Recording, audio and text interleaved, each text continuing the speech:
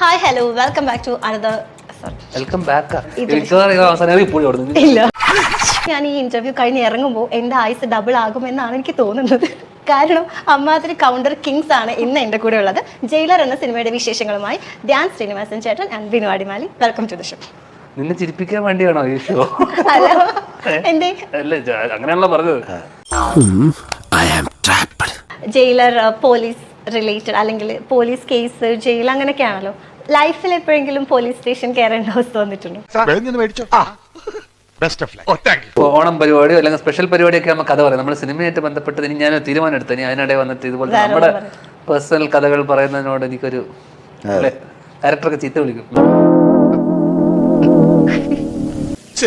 ഞാനത് ചോദിക്കരുതായിരുന്നു. എന്താ മോളെ? എന്റെ ഷോക്ക് ഒരു പേര്, മോളുടെ പേരെന്തായിരുന്നു? മസ്താനി.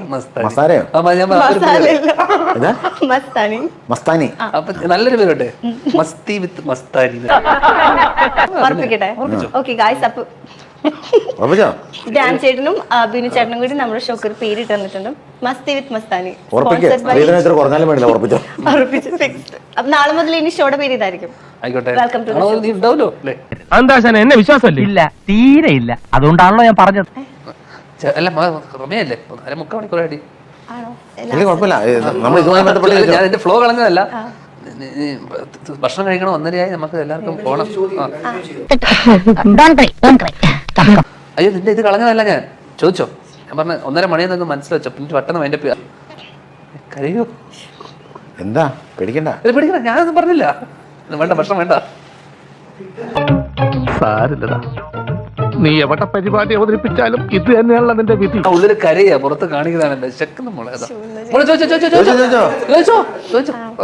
കടക്കെ തുറച്ചേ. അയ്യോ, അല്ല ഐശ്വര്യം ഉണ്ട്. ആദ്യത്തെ ഇന്റർവ്യൂവിൽ കണ്ണീരൊക്കെ കണ്ട് കിട്ടേണ്ടതൊക്കെ കിട്ടിയല്ലോ, സമാധാനമായല്ലോ. ഇനി സ്വസ്ഥമായിട്ട് വണ്ടി ഈ റോഡിൽ പോട്ടെ. എന്നാ ഞങ്ങൾ അങ്ങ് ഇറങ്ങട്ടെ. ആയിക്കോട്ടെ, സന്തോഷായി.